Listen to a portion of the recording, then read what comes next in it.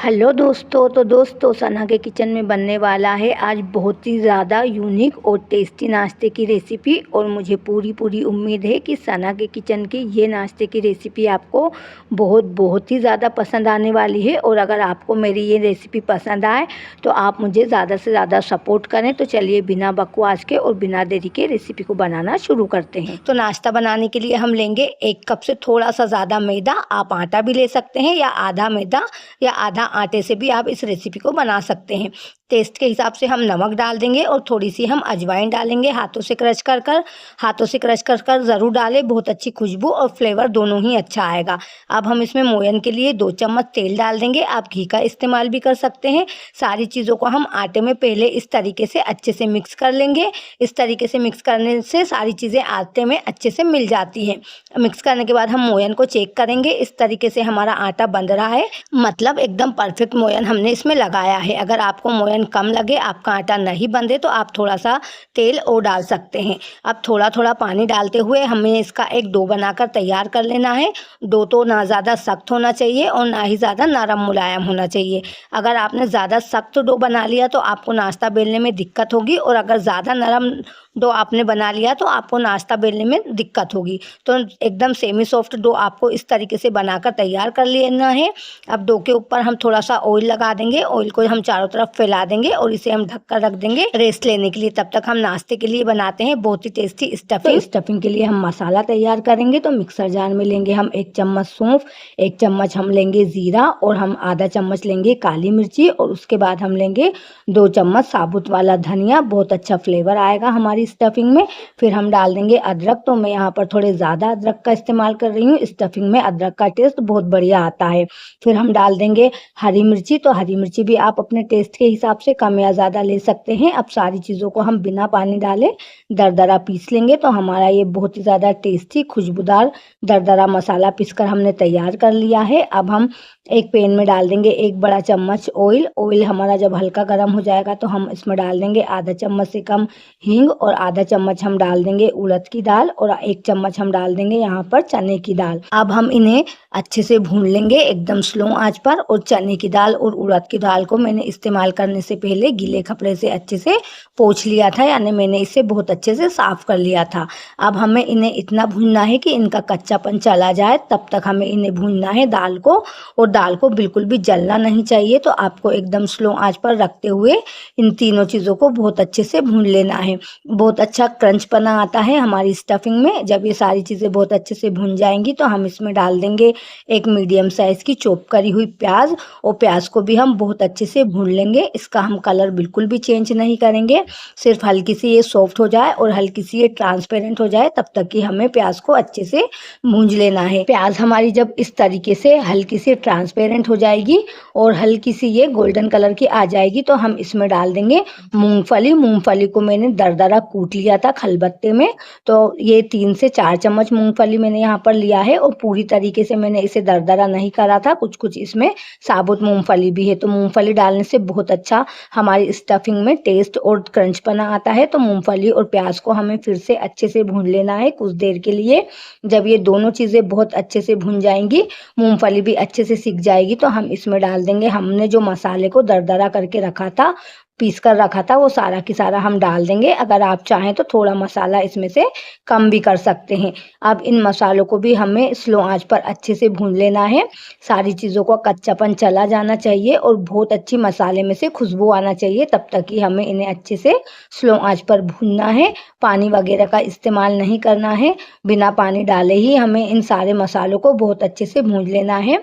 ये मसाला बहुत ज़्यादा टेस्टी बनता है, तो इससे स्टफिंग भी बहुत ज़्यादा टेस्टी बन के तैयार होती है। तो हमने मसालों को बहुत अच्छे से भून लिया है, कच्चापन सारी चीज़ों को चला गया है और बहुत अच्छी इन मसालों में से खुशबू आ रही है। और आप देख भी सकते हैं कि मसाला हमारा बहुत अच्छे से भुन चुका है। तो अब हम इसमें कुछ सूखे मसाले डालेंगे। तो 1 चम्मच हम धनिया पाउडर डाल देंगे, आधा चम्मच हम हल्दी डाल देंगे, और आधा चम्मच ही हम कश्मीरी लाल मिर्ची पाउडर डाल देंगे। सिर्फ हमें कलर के लिए ही कश्मीरी लाल मिर्ची का इस्तेमाल किया है। आधा चम्मच हम चाट मसाला डाल देंगे और आधा चम्मच ही हम पिसा हुआ गरम गरम मसाला डाल देंगे। फिर हम टेस्ट के हिसाब से नमक डाल देंगे। आप जितना नमक खाते हो उतना नमक ऐड कर दें। फिर हम इन मसालों को भी बहुत अच्छे से भून लेंगे। इन्हें हम अच्छे से भूनेंगे और पानी वगैरह नहीं डालेंगे और मसालों को एकदम स्लो आंच पर रखते हुए भूनेंगे।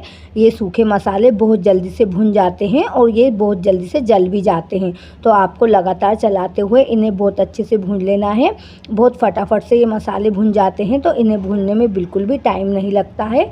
तो ये मसाले भी हमारे सूखे जो मसाले थे वो भी बहुत अच्छे से भुन चुके हैं। आप देख सकते हैं कितना अच्छा ये हमारा मसाला भुन के तैयार हो चुका है। तो अब हम इसमें डाल देंगे 3 बड़े साइज़ के उबले हुए आलू। आलूओं को मैंने बहुत अच्छे से उबाल के ठंडा करके फिर इन्हें मैंने ग्रेट कर लिया था। तो अब हम आलूओं के साथ ही डाल देंगे खूब सारा बारीक कटा हुआ हरा धनिया और सारे मसालों में आलूओं को हम बहुत अच्छे से मिक्स कर देंगे। आलू भी हमारे उबले हैं और मसाले भी हमारे बहुत अच्छे से भुने हुए हैं, तो स्टफिंग को बनाने में हमें बिल्कुल भी टाइम नहीं लगेगा और हमें स्टफिंग को ज़्यादा देर भूनना नहीं है। सिर्फ हमें सारी चीज़ों को आपस में बहुत अच्छे से मिक्स कर देना है। बस इतना ही हमें भूनना है और आपको गैस की आंच को एकदम स्लो पर रखना है। सारा काम आपको स्लो आंच पर ही करना है, तभी आपकी स्टफिंग एकदम परफेक्ट बन के तैयार होगी और बिल्कुल भी जलेगी नहीं। तो बस आपको लगातार चलाते हुए स्टफिंग को अच्छे से मिक्स कर देना है और आप एक स्टफिंग से कई सारी चीज़ों को बनाकर तैयार कर सकते हैं। तो आप इससे आलू के पराठे भी बना सकते हैं, आप इससे समोसा भी बना सकते हैं। तो मैंने स्टफिंग को बहुत अच्छे से मिक्स कर दिया है। स्टफिंग हमारी बहुत अच्छे से बन के तैयार हो चुकी है। आप देख सकते हैं आलूओं में सारे मसाले बहुत अच्छे से मिक्स हो गए हैं। तो आप इसे ऐसे ही ठंडा होने के लिए छोड़ दें या आप चाहें तो इसे दूसरे बर्तन में भी निकाल सकते हैं, पर मैंने इसे ऐसे ही पैन में छोड़ दिया है ठंडा होने के लिए। और आटा भी हमारा अच्छे से सेट हो गया है, तो हम इसे मसलते हुए अच्छे से एक बार चिकना कर लेंगे। जितना अच्छा चिकना हम डो को तैयार करेंगे उतना अच्छा हमारा नाश्ता बन के तैयार होगा। तो आपको इसे अच्छे से मसलते हुए चिकना कर लेना है। अच्छे से आपको इसे गूंद लेना है जिस तरीके से हम रोटी का आटा गूंदते हैं। तो डो को चिकना करने के बाद हम इसमें से तोड़ेंगे छोटी सी लोई, नींबू के बराबर। लोई को ना ज़्यादा बड़ी होना चाहिए और ना एकदम खूब छोटी होना चाहिए। लोई को हम चिकना करने के बाद इस तरीके से तैयार कर लेंगे। फिर हम किचन प्लेटफॉर्म पे लगाएंगे थोड़ा सा ऑयल को अच्छे से फैला देंगे। फिर हम हमारी लोई को रखेंगे, हाथों से हम इस तरीके से चपटा कर लेंगे। फिर हम इसे बेलेंगे। तो इसे हमें ना ज़्यादा छोटी बेलना है और ना ही ज़्यादा खूब बड़ी बेलना है और ना खूब मोटी बेलना है और ना एकदम खूब पतली बेलना है। मीडियम थिकनेस की हमें इसकी रोटी बेल के तैयार कर लेना है।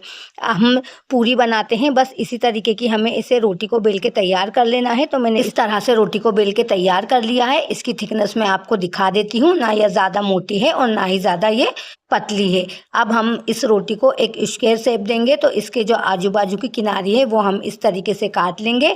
एक्स्ट्रा आटा को हम हटा देंगे और इसे हम फिर से वापस से यूज़ कर लेंगे। तो देखिए बहुत ही प्यारा हमारा स्क्वायर शेप बन के तैयार हो चुका है। अब आप वीडियो में देख लें कि मैं किस तरीके से इसे फोल्ड कर रही हूँ। तो दोनों कोनों को उठाकर हमें इस तरीके से फोल्ड कर लेना है। आप देख सकते हैं फिर से हमें वापस दोनों कोनों को उठाना है और फिर से हमें इस तरीके से फोल्ड कर लेना है। रोटी के कोनों को हमें एक दूसरे के ऊपर रख के चिपकाना नहीं है, बस इस तरीके से हमें दूर दूर यानी चिपका कर रखना है, बाकी चिपकाना नहीं है। तो अब हम इसे पलट देंगे धीरे से आप बीच में उंगली रख लें और इसे इस तरीके से पलट दें। तो ये जो हमारा चौखट वाला बॉक्स था वो और भी छोटा हो गया है, आप देख सकते हैं।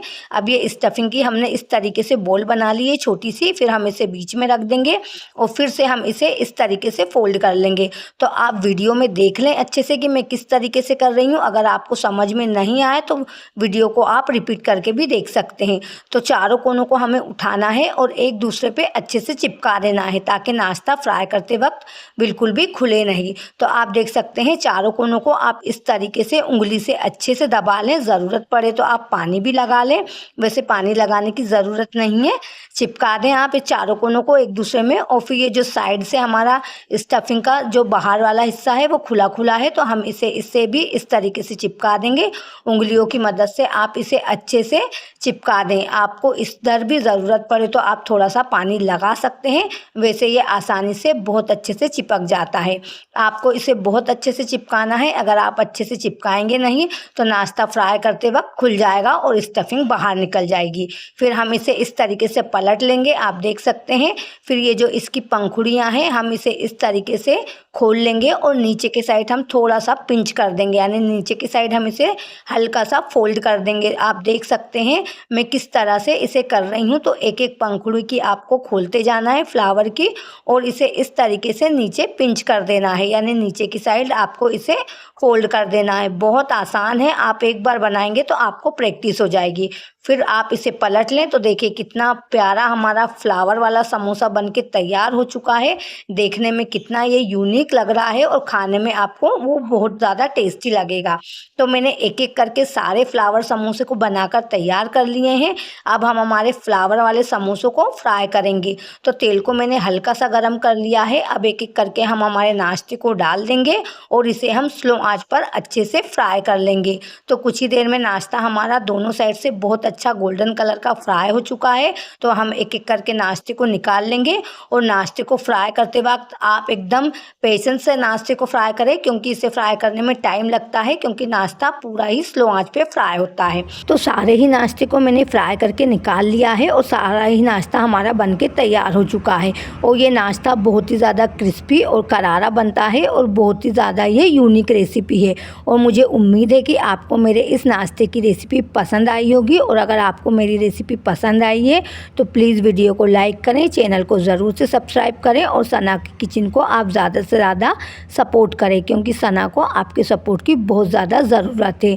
तो चलिए अब आप मेरी इस रेसिपी को घर पे ज़रूर ट्राई करें और मुझे ये ज़रूर बताएं कि आपको मेरी रेसिपी कैसी लगी। ये बहुत ही ज़्यादा क्रिस्पी और करारा नाश्ता बनके तैयार होता है और आपको मेरा ये नाश्ता बहुत ज़्यादा पसंद आने वाला है। तो चलिए अब आप लोगों से मैं मिलती हूँ नेक्स्ट वीडियो में नेक्स्ट रेसिपी के साथ। और सना के किचन की नेक्स्ट रेसिपी बहुत ही ज़्यादा टेस्टी और हेल्दी होने वाली है। तो चलिए मिलते हैं नेक्स्ट वीडियो में नेक्स्ट रेसिपी के साथ।